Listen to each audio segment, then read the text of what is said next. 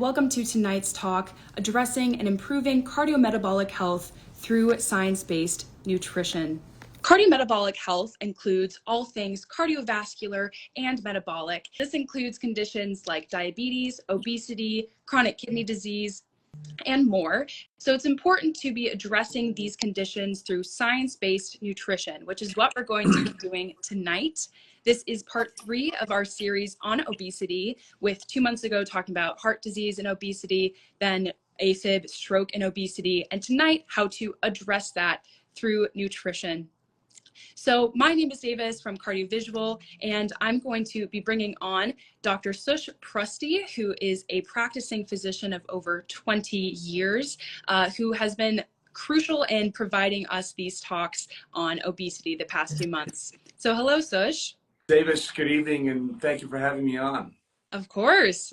Always happy to have you. And with that, I'll bring on our second guest, who is a registered dietitian nutritionist and diabetes educator focused on providing science-based nutrition to prevent cardiometabolic conditions, Michelle Routhenstein. Hey everyone, good Hello. evening. Thanks for having me. So we are super excited to be tackling this topic. We've been talking about how obesity can lead to all these different conditions. It's becoming more and more recognized as a leading risk factor for cardiometabolic conditions. Over 40% of Americans have obesity, and over 1 in 3 Americans have prediabetes. So it's important to be addressing this through nutrition, and excited to be hearing from you guys, your thoughts on everything. So I'll leave you guys to chat. All right, Davis, thank you so much for that introduction. And Michelle, good evening to you. How are you doing today? I'm good. How are you doing? I'm doing just great. Hey, listen, this really is a huge problem. So thanks so much for taking the time to come out to join us and talk about it. It's almost half of all Americans, have a problem with obesity. So I thought we'd just dive right in and try to talk about this new, maybe it's not so new, maybe so new to some people, but this issue and terminology of cardiometabolic. Now, what does that mean exactly, Michelle? Yeah. So great questions. We've known for a while, but it's being brought more and more to individuals' attention that when we talk about cardiometabolic diseases like heart disease, like diabetes, all of these issues stem from not just one component of our health, but from a multifactorial component, from cardiovascular to kidney to metabolic. And so when we are looking to prevent heart attacks and strokes, we have to be looking at the complete process of that. And when we have cardiometabolic issues, our body struggles to actually take the energy from the food and put it into our cells where it belongs. So instead, it's in the bloodstream, leading to high blood pressure, high cholesterol levels, leading to high blood sugar levels, leading to what I call chaos in the blood vessels. And when we're trying to optimize cardiovascular health, this is important. Now, I want to tie this into obesity because that's really a big component of our talk today.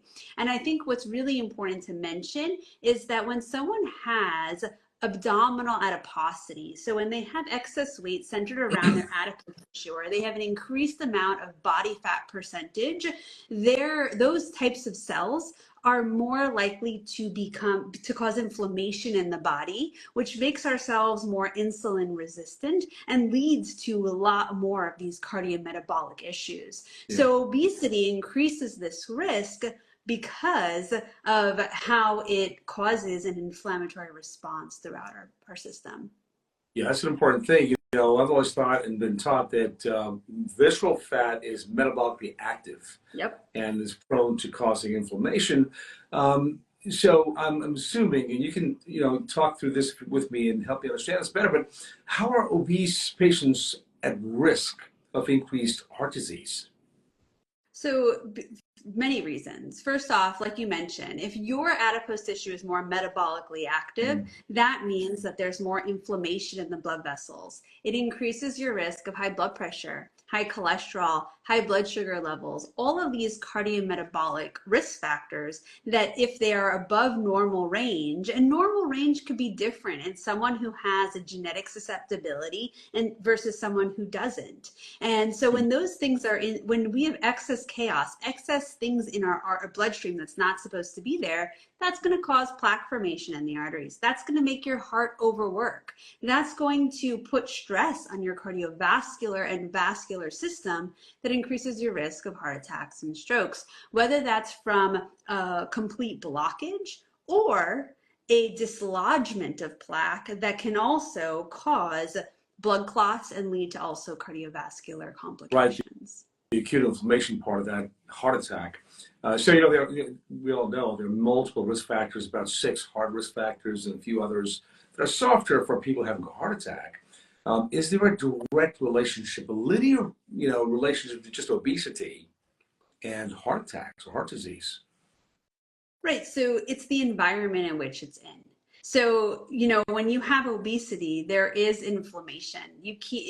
That's just a big component of it, or it presents itself differently in many people. So I have clients who have, I make everyone in my practice, and even before, I recommend this to everyone here, get a soft waist circumference tape and don't suck in, don't suck out, and put it around your belly button.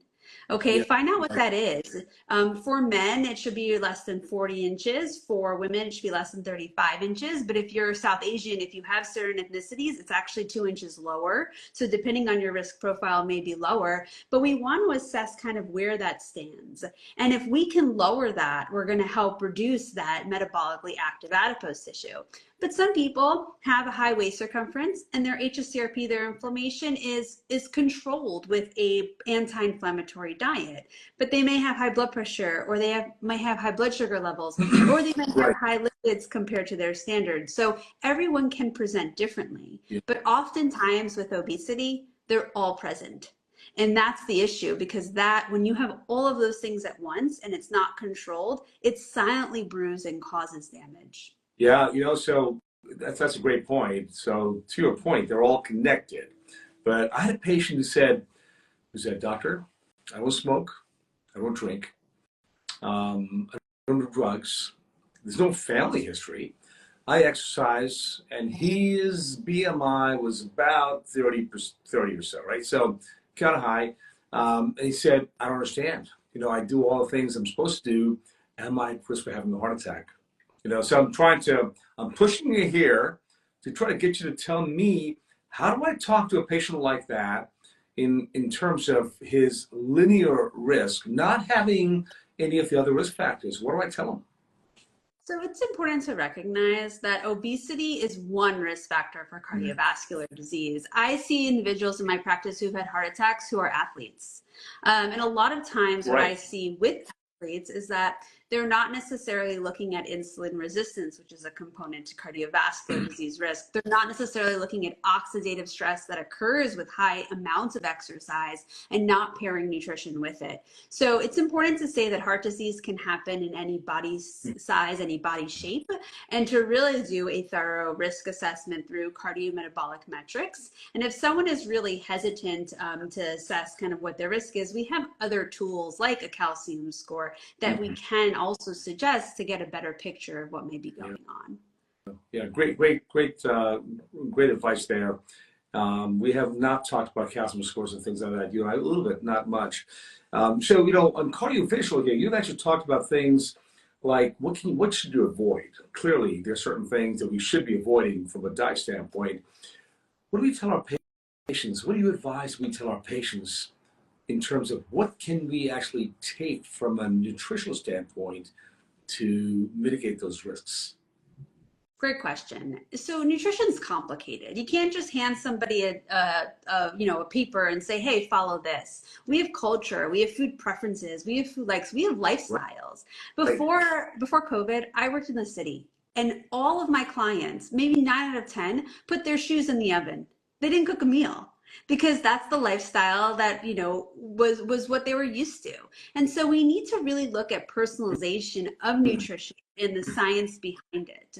I'll tell you a story and then I'll answer your question a little more directly. I had a client who's 44 years old, and he survived his third heart attack. And he came to see me and he said, Michelle, I don't know what I'm doing wrong. And he's like, my doctor told me to lose weight. He just said, you need to lose weight. That's all. So what did I do? The first one, I went on the keto diet. The second one, I went on a carnivore diet. The third one, I went on a paleo diet. I kept having these problems before it happened. And he's like, I don't know what I'm doing wrong.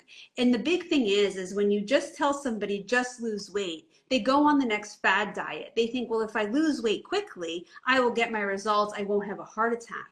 We need to understand that quick weight loss, more than 2-3 pounds a week, actually can cause liver damage, can cause gout attacks, can cause issues and put stress on the body. This needs to be slow and steady because that shows and that tells us that you're nourishing your body but allowing for a caloric deficit to take place.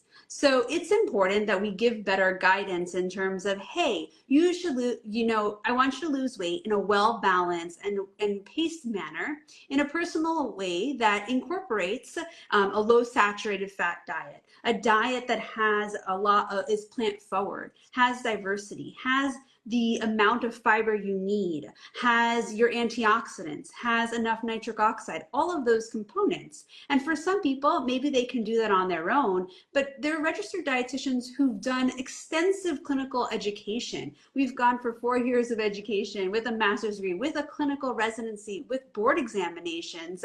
And the doctor's job, you guys are so great at doing what you're doing, but nutrition was never really taught because there's just so much to learn and so much science there that, if somebody is struggling or needs further support, they should work with a registered dietitian who can support them in cardiovascular disease. And I think that's important to acknowledge too. I think a lot of times people say, just follow the vegan diet, go vegan, go Mediterranean, go paleo, go keto. Everyone's telling you different things, and it needs to be personalized and really focus on those important nutrients. I had someone the other day say to me that his functional medicine doctor put him on a carnivore diet. He had a high LP(a) come back, and she changed it to a vegan diet. I'm like, how does someone go from the carnivore diet to the vegan diet? Like, that is, like, I understand if you don't know the right path, but then give it to a specialist who will be able to address everything. Yeah. Because totally right. And that was gonna be one of my questions is how do we work together? How do we actually learn to work? Now, you and I have done, we've talked so much and I've learned so much from you, but when I speak with my colleagues, I don't think people have a Michelle in their life like I do to say, hey, Michelle, what do you think? It's an important thing that we learn, that we really work cooperatively and collaboratively. And I think that many of our listeners today are probably clinicians, providers, physicians, and APPs. What kind of strategies do you recommend, do you advise them to incorporate into teaching, into working with nutritionists, providers, nutritionists, doctors, and folks like you? How do we do it? It's a good question. So I work with many cardiologists who I send them my patients, they send me their patients. We kind of have a network, and there are different types of doctors, right? There's lipidologists, preventative cardiologists, electrophysiologists, etc. So there is a network that we can facilitate this conversation with.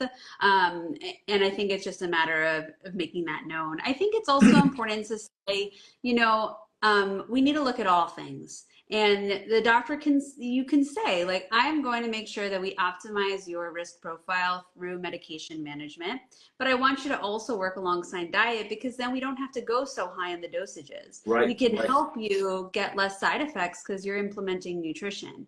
It's important when when a patient hears the doctor say nutrition's also important just as much as medication, they respect the doctor that much more. I've heard too many times people who have high calcium scores, the doctor's like, just take a statin, you'll be fine. And we know from the research that if you don't really pay attention to your diet, a statin by itself, can help lower LDL, but what about inflammation? That's very driven by diet. And so we need those advocates of saying, hey, we need a whole outlook on this. The same thing goes with when I see my clients, I talk about nutrition, but hey, we need to talk about sleep, and we need to talk about exercise, and we need to talk about stress, and we need to talk about the joy in your life. I think a lot of times you get this diagnosis and you have so much health anxiety, and so you're like, I'm going to go on the extremist diet because that's what I have to do. But then you stop socializing with your friends. You feel like you can't eat anywhere. You feel like you take out a really big joy. Food brings joy into our lives too. And I think that's a big component that many people don't really talk about. So what makes you happy? Like, I want people to go on a walk every day and not listen to a podcast about how they're aging so quickly if they don't eat this much protein and don't do this and do that. I want people to learn Spanish, listen to something positive. Like, what about our positivity, our emotional health? And that's a component here too. And I bring that up because I don't think it's talked about a lot. And this is a lot of things to unpack and talk about, but you need a whole care team in your health journey to really address this appropriately and make it a journey, a lifestyle that's really enjoyable. Absolutely. And gives you quality of life. Yeah, you're so right about that. You're obviously right about that. And I see patients telling me, my cardiologist wants to start me on a medication, but I don't want to do it. And I say, well, why not? And they're like, well, I first want to try this and then that.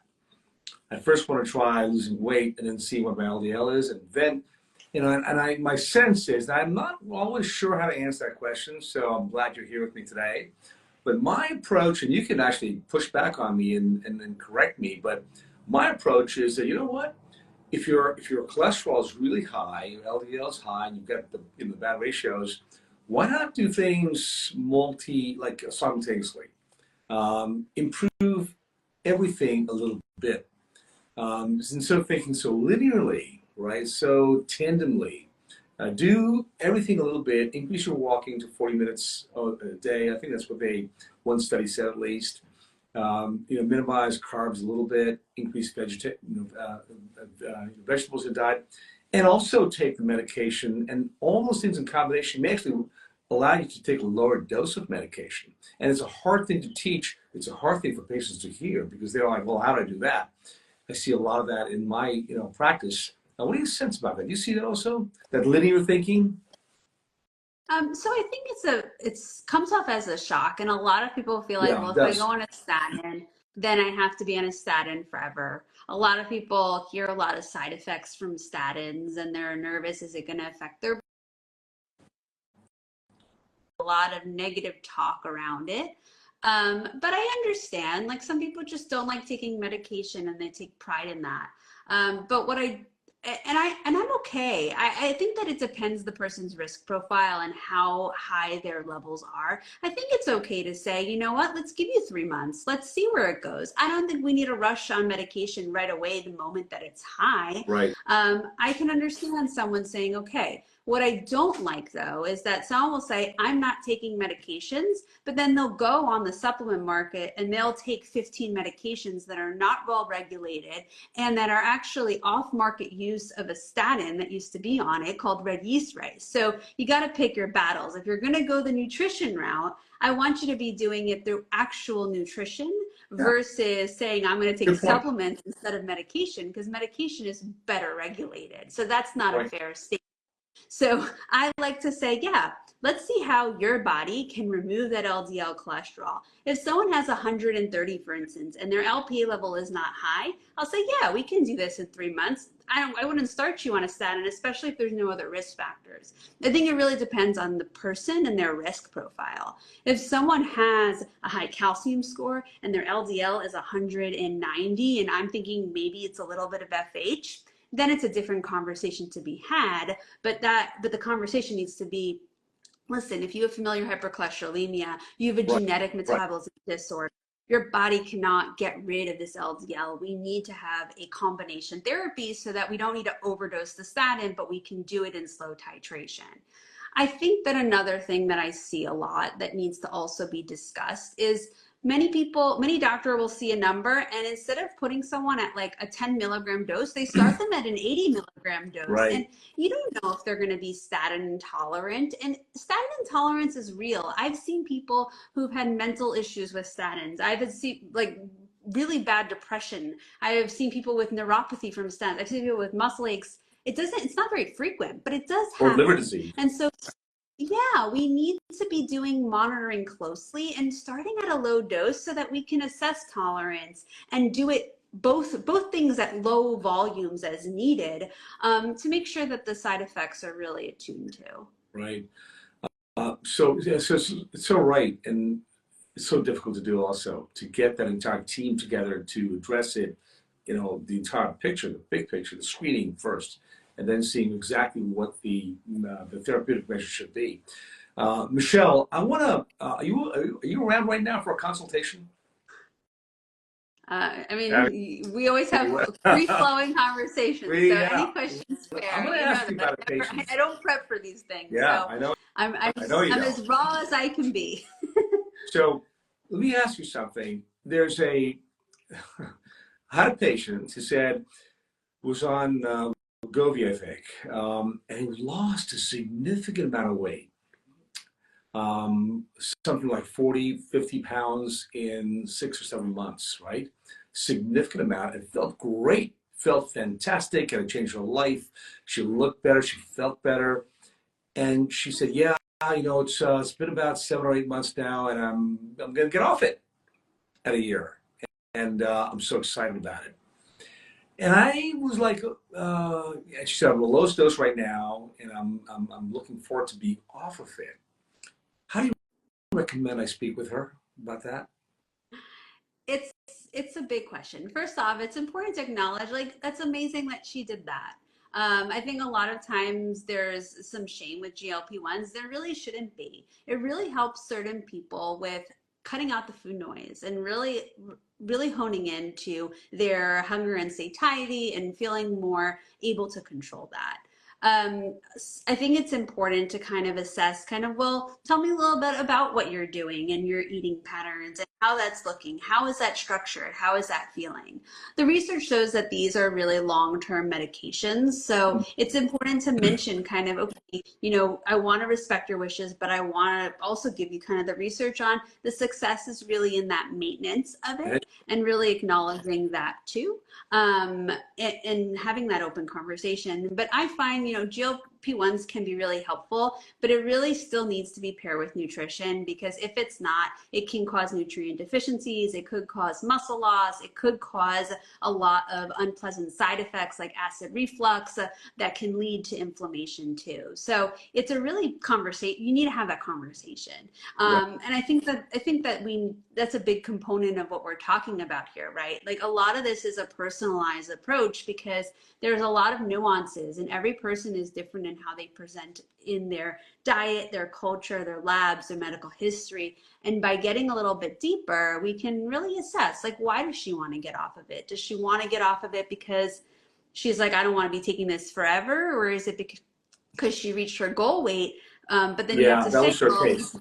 right, That was but the you case. can, She had hit her goal weight. She said, I'm done, and I'll stay here, right? So that's, in this right. case, that was it. And that's a conversation showing that research shows if you get off of it, your weight can come back. And so it is more of a maintenance drug as well too. For life, you think? I mean, we're still seeing studies, but the real thing shows that if you want to maintain the weight loss, that's important. But again, if she's working with a dietitian and she's really honing into these Yeah. principles and she's having Right. she has a good rhythm of things and she's really mindful of all these components, maybe it's a conversation to be had if that's her wish, right? Like if she says, no, I don't want to be on this for life, like that needs to be honored, but we need to have a conversation of, well, these might occur, so we need to be on top of that. Yeah, I think you're totally right about that. Hey, listen, we're kind of coming up on our time here, but I do want to take some questions, and I'm looking at my feed right now, and there's some coming up here. So, you up for a couple questions here? Yeah, happy to. Effects of coffee on cardiometabolic health. What's your take on it? Okay, so coffee, we've seen some studies that actually show that coffee can be beneficial, especially to liver health, because of chlorogenic acid. However, it depends what you put in the coffee. I think that's the biggest thing to kind of have a conversation about. Is there a lot of cream in your coffee? Are you putting MCT oil in your coffee? What are you putting in the coffee? And what's the Right. Are you having 1 cup or are you having 5 cups? After 3 cups, we do see that it can become a gastric irritant. So we want to be careful on that front. There is also a small subgroup of individuals who, when they drink coffee, it increases their blood pressure. So if you have trouble with blood pressure, I would make sure that you are checking that to see if you have that sensitivity. You really want BP to be 110/70. And so if you see that increase from caffeine and coffee specifically, it may not be the right option for you. Right. Sorry, I feel like every question has a million what ifs. It does. What ifs. That's just how I roll. Yeah. It does, and thank you for that. Appreciate it. Let's take another one here. What kinds of supplements are suggested for people with a cardiac history like ACS or heart attacks? And is it okay for them to take calcium supplements? What do you think? Great question. So supplements need to be individualized. Supplements, a lot of them can actually do more potential harm than good. So for instance, take calcium as an example. If you have more than 500 milligrams of calcium in a pill, we see in research that it increases the risk of vascular calcification because your body can only absorb 500 milligrams at a time. If you're taking 1,000 milligrams, that can end up in the vascular space and cause more plaque to form and build up. So it's important that if you are in need of more calcium, that you are keeping it at a lower dose to meet your goals. So when it comes a day. 500 milligrams per sitting. Your body can only absorb 500 milligrams at a time. Per dose, okay? Per dose. You'd want to split it up. When it comes to supplements, the times when I do recommend it is really if there are nutrient deficiencies that I see. If you don't eat certain food groups or food categories, if you follow a vegan diet, you need to have certain nutrients that you can't necessarily get from your diet. That's when we supplement. And so taking that really good evaluation helps me determine that. But remember, your liver does so much. And one of the things it does is it has to digest these supplements. And we see a new study in JAMA actually showed that many supplements can cause liver failure and liver damage. So we need to be careful. Supplements, they sound natural because it says vitamin in it, but they're not natural products. Please try food first, and as needed, work with your team to ensure proper supplementation, especially if you're on certain medications. A lot of them can interact negatively. Yeah, I had a patient who had said exactly the same thing, saying, hey, what do you think of all these supplements? And I didn't recognize half of them. I'm a doctor. So I said, hey, have you talked to a nutritionist about this? And she goes, actually, I haven't, but I haven't yet.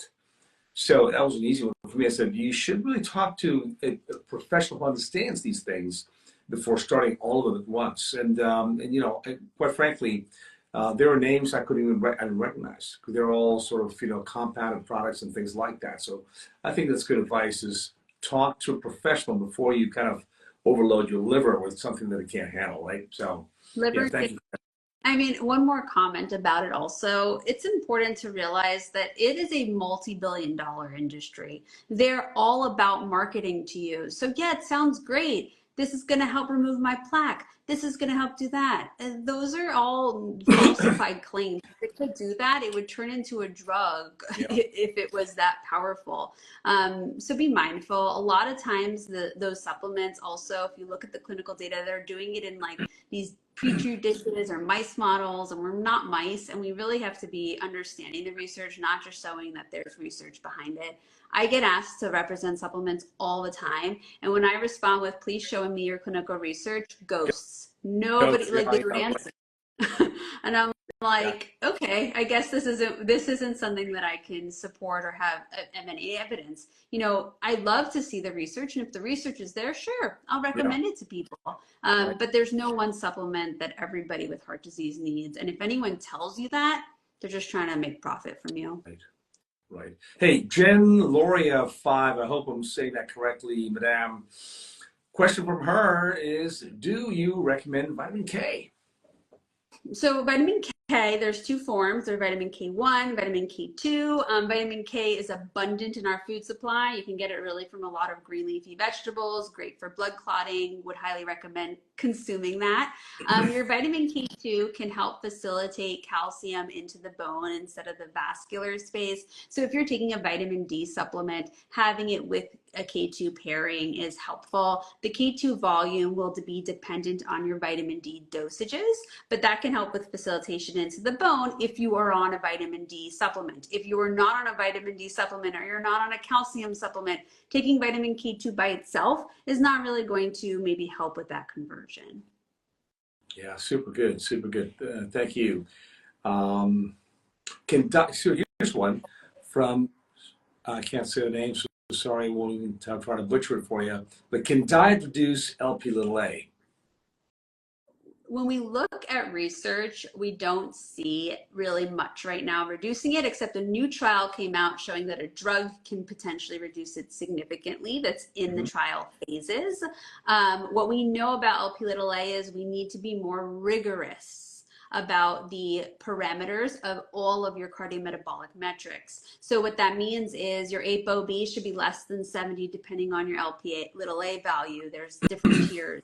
We want to make sure we drive LDL less than 70 milligrams per deciliter. We're looking at blood pressure control of 110/70. We're looking at hemoglobin A1C of less than 5.4, HSCRP less than 1. All of those are important aspects to be looking at and really addressing the climate in which your blood vessels are so that LP(a) doesn't cause potential damage. Right, right. Great answer. Thank you so much. Michelle, I think this is all the time we have. There's a whole bunch of questions, and maybe you and I will do a podcast that we did last week or a couple weeks ago to take on some more of these questions. But for now, I really want to thank you. It's always such a delightful evening when I speak with you about these things. I want to thank you for joining us. And at that, I'm going to turn it back to Davis. Yes, no, thank you both so much. This has been a great informative talk. I mean, when it comes to nutrition, it can be very daunting, both people who are trying to improve their cardiovascular and metabolic health, but then also for potentially physicians who are trying to help their patients through this. So definitely highlights the importance of speaking with professionals like you, Michelle, to better understand a more individualized approach for each person. But this talk has been great. Yeah, and I hope that you guys can answer some more of these questions that we've been getting in a future podcast or post. And we appreciated your insights tonight. Thank All right. you so much for having me. Yeah. Thank you, Michelle. Thank you, Davis. It's been a delightful evening. Okay. And I hope you both have a great night, and everyone who's been watching as well.